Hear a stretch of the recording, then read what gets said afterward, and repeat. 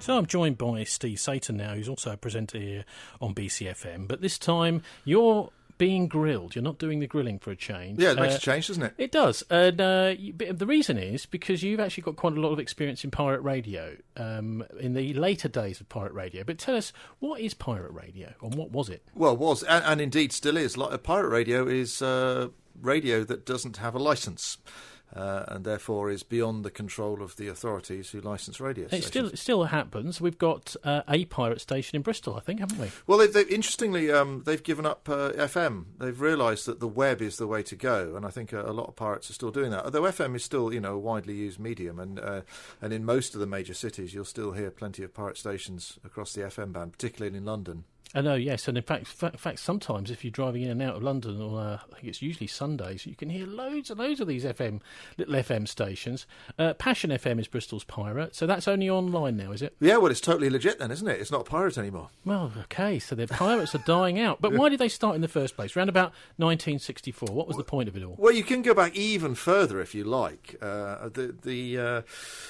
The bottom line is when someone isn't providing a radio service and someone else wants to provide a service. Now, that could be just for commercial reasons, just to sort of spread entertainment across the masses, or for propaganda purposes. You can set up a pirate transmitter, and I think there is a history of the United States putting a pirate radio station on a ship and broadcasting propaganda, I think in the 40s or 50s. Well, this is almost used by the military, is it? To propaganda, say, for example, over Vietnam, give up on your government's no good, this kind of thing. Indeed, yeah. I mean, well, that's been going on for years and years. Shortwave international broadcasting, of course, because shortwaves know no international barriers, and they tend to go around the world very well, but they're not great for broadcasting music. And then in the sort of, the 20s, when radio was being invented, some enterprising people put radio stations in France broadcasting across the channel to the UK to provide popular music that the BBC wasn't providing, and that situation carried on right up until the 60s. And what's interesting about the 60s, of course, is that there was this great boom in British popular music, the British invasion. You had the Kinks, the Stones, the Beatles, of course. To be fair, it was happening in the States as well, wasn't it? Oh yeah, of course, but that's the relevance to the British music scene and British pirate radio. So you got, pop music is extremely exciting, and if you want to hear this sort of music, you can't really. You can buy the record, can't you? Well, you can do, but people, like to listen to their music all day long. And so, what was the BBC like at the time? I think it was the Home Service they used to call it, and did they just decide, well, this is not the kind of stuff for us to ever play? Yeah, they had this thing called the Light Programme, which was a kind of the precursor to Radio 2, and it was a sort of easy listening hell, really. Oh, that's right. Yeah, so it's the Light Programme, yeah, and the Home Service became Radio 4. Right, that was a speech base, and the Light Programme was music. That's right, yeah. And they also had the Third Network, which became Radio 3. So why didn't the BBC play some of this pop music on the Light Programme then? I think they did a little. There was about an hour a day of a programme called Midday Spin or something, maybe one or two other programmes. But it was basically snobbishness. They thought that this was a fad that was going to pass. It was dreadful racket, and it was just ignore it, it'll go away. And of course it didn't. And there was also Radio Luxembourg, which for years had been broadcasting from Luxembourg to the UK in English, broadcasting popular music. But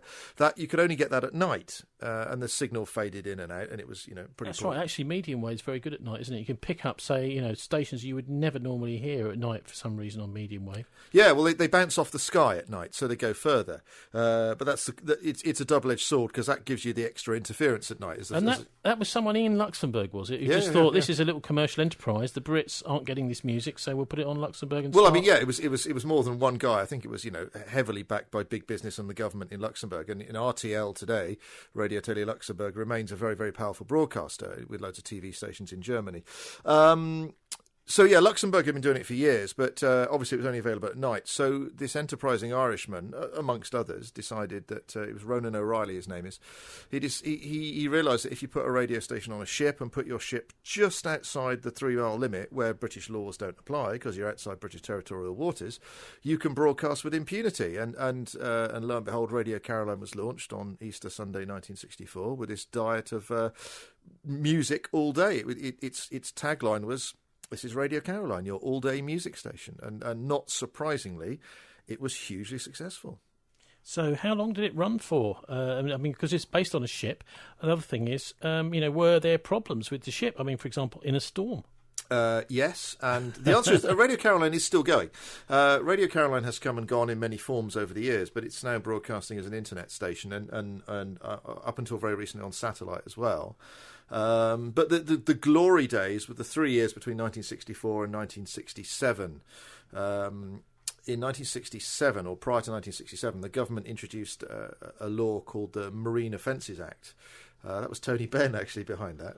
Interesting, isn't it? Bristol MP, and it's supposed to be a bit of a radical, but when these people get into government, often they turn a different direction, don't they? Yeah, it's interesting. I did actually challenge him about it. I met him a couple of years ago and asked him, and he said, he wanted to be remembered as the person who launched Radio 1. I suspect he was feeling a bit guilty about it. I think, he probably realised that he shouldn't have done it, Pressurised possibly by yes, civil indeed, servants. very likely, and I think Harold Wilson was dead against it as well at the time. So he brought that act. And what that act did... When you say Wilson was against it, he was against the Marine Offences Act? No, he was against pirate radio. So Why? Why were these... these are so-called socialist Labour lefties, and they're saying, we don't want any independent broadcasting other than the BBC. Because it's commercial and it's beyond the control of government. So, all governments don't like stuff which is out of their control, don't they? So depressing, isn't it? Yeah, Why don't governments actually foster freedom? Why don't they do that? Well, you tell me. That's a big story, the big question that will run and run and run. All political parties say we're in favour of freedom, we love freedom, we want to free people up from the... As soon as anyone actually tries to do it, they close them down. Yeah, indeed, yeah. Just go back to one of your other questions. You asked about, life on board a ship. Is there a problem with storms? Yes. And yes, there is. There were numerous problems with storms, and in fact, the first Radio Caroline ship, the Mi Amigo... sank. What sort of ship was it? Was it a sort of freighter, a trawler? Well, Radio Caroline actually has had a number of ships over the years, but the two main ones were the Mi Amigo and the Ross Revenge. Now, the Mi Amigo was a sort of 500-ton. I think it was a very old ship. It was. I'm not sure what it was. It was either a small cargo ship or a coaster or something, and it was a wreck. It sank. Yeah. It just went straight to the bottom. Well, not straight to the bottom. No, slowly. It broke its anchor and ran aground, and then it fell over and sank, and so the mast was sticking up out of the sea for months and months. What about the records and the DJs? The DJ survives. The records are still at the bottom of the ocean.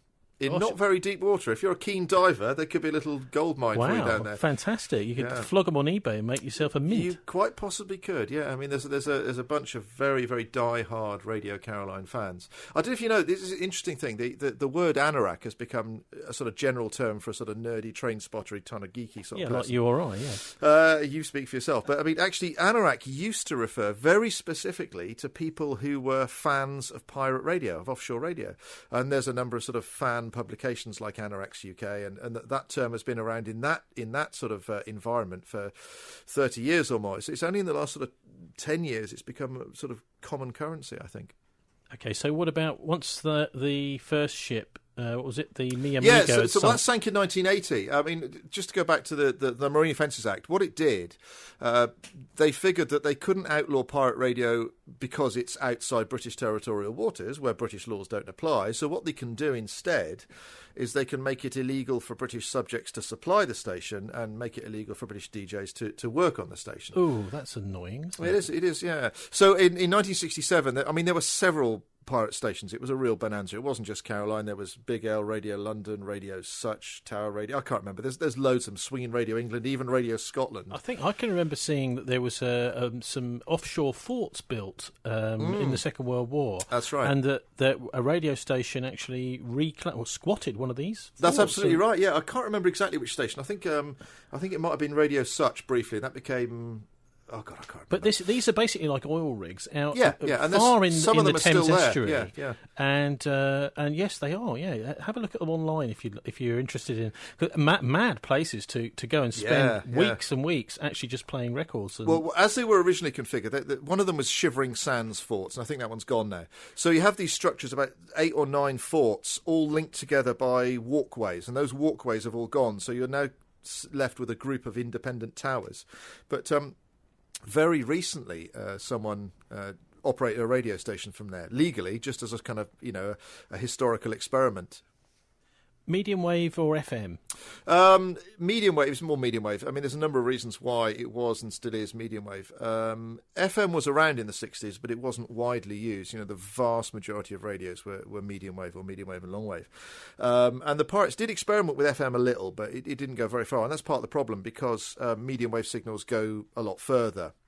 It wouldn't really be practical. So, you're broadcasting on FM to almost nobody and not going very far. So, yeah, it's medium wave all the way. And in fact, that's one of the reasons why, had the government not introduced these laws against pirate radio would have died a natural death now anyway, because so many people listen to FM and not medium wave. The medium wave stations are pretty much dying, Also, what about personalities? Because I know once the Marine Offences Act came in and the BBC set up Radio 1, they went on beyond the light programme to set up Radio 1, 2, 3 and 4. But quite a lot of the personalities that have been involved in pirate radio then went on, didn't they, to absolutely, the BBC? Yeah. The Radio 1 pretty much wholesale hired a whole load of ex-pirate jocks, people such as... some of the names are very well known, like Tony Blackburn and Dave Lee Travis. Some of them less well known, like Tom Lodge and Keith Skews and a few others, I don't know, some that I've even forgotten the name of. Micah Hearn is another one. But yeah, I mean, that's where... And John Peel was one of them. He wasn't on Radio Caroline, but he was on a pirate station called Radio London. Johnny Walker's very well known. He didn't go straight to Radio 1. He carried on breaking the law as a pirate out there in 1967. And that broadcast, when at midnight on the whatever date it was, August... he went illegal. Apparently half the population was listening in at that point, which is really quite an amazing listening figure. Well, he's not... Yes, Johnny's an interesting character. I worked with him in London, on Greater London Radio years ago, but he's now on Radio 2, isn't he? I think it's Sunday afternoons. Yeah, that's right. He does Sunday afternoons on Radio 2. So he's still going strong. But you mentioned John Peel there, and I'd just like to play a little bit of John Peel music. This one's called I Was Born Suspicious. When I was born, I was born suspicious. Damn, I can't even walk the streets at night without being harassed by the police. They say we all look alike. Well, that's a stereotype. Like P.E. said, don't believe the hype. Now they want to rough me up and lock me down. They got my face in the ground. Black man with a phone in custody. So now they want to take my fingerprints and ID. It's not enough. They want to rough me up and scuff me up. 14 police just to cuff me up. I guess there's no caviar dreams and champagne wishes when you're born suspicious. I was born suspicious. When I was born, I was born suspicious. I was born suspicious. I was born suspicious. When I was born, I was born suspicious. I was born suspicious. I was born suspicious. I was born suspicious. I was born suspicious. I was born suspicious. I was born suspicious. Right. I was born suspicious. I was born suspicious. I was born suspicious. I was born suspicious.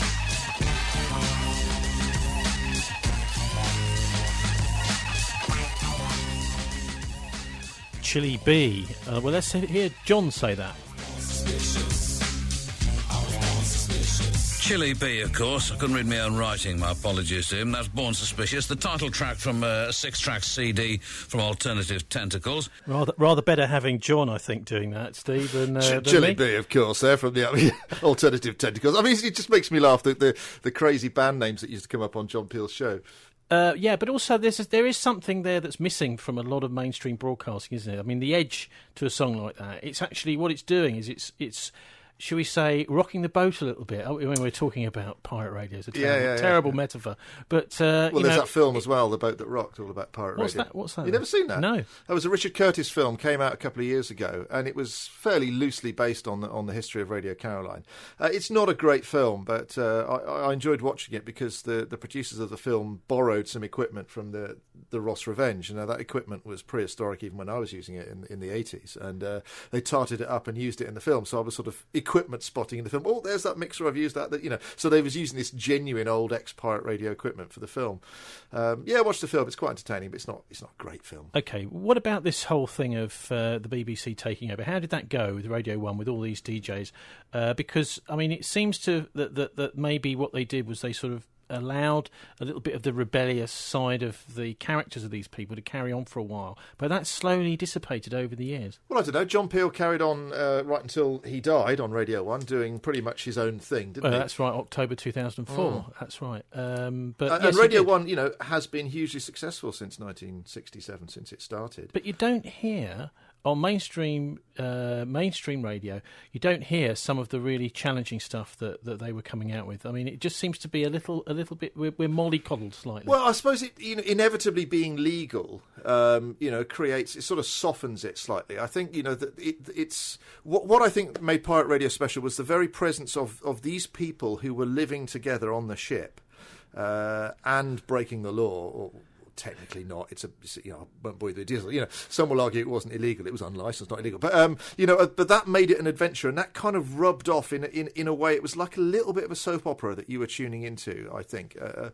obviously, like I say, if you're on a land-based station with a license, that doesn't quite ring so true. Yes, I don't think there's such the sense of fun and freedom on the mainstream. I think you're quite right about that. But anyway, what about since then, and the Caroline has continued? The Mi Amigo was going for quite a while. That's right, yeah. The Mi Amigo sank in 1980, and it was just clapped out and knackered. Then they got a new ship, the Ross Revenge, which is an old trawler which was involved in the Cold Wars. 1,000-ton trawler, really big ship, really, really solidly built. And I've seen a picture. It's got a massive aerial on the Well, top. it did have a massive aerial, but that was blew off in a storm. Blew off in a storm, yeah. That lasted about 4 years. A bit of a tragic tale because it was all down to lack of maintenance, really, and a lack of communication. If they'd sent out the right man to repair it, it would have stayed up. But yeah, it was the tallest ship's mast ever put on any ship. It was absolutely massive, 300 feet tall, and it put out a cracking signal, and that fell down in a storm and. In 87, and then that was shortly after the infamous Michael Fish hurricane, and then they jerry-rigged some other masts, which I helped build, and it carried on. But I mean, it was struggling, and I think it would have, like I say, it would have died a natural death anyway. I think. I mean, people are still listening to that on medium wave. Oh yeah, even though. I I used to listen to it. Well, I mean, in the 80s, when I was involved, it actually did very well. You'd go, you take your sort of secret little ferry, but your fishing boat back to land, and you'd land up in Ramsgate or wherever, and you'd go to the fish and chip shop, and there was Caroline on the radio. It did really well in terms of listeners. Okay, so what were you up to?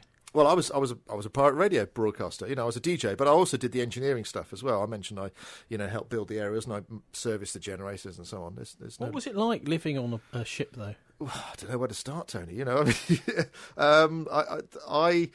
I would be out there for several weeks at a time. The longest I did, I think, was 3 months. I mean, did you keep a permanent place on the land as well, or at home? Yeah. You able to pay the rent and everything? Because that would be a... No. I mean, the money was very tight. I got a little bit of money for being the engineer, but the DJs weren't paid.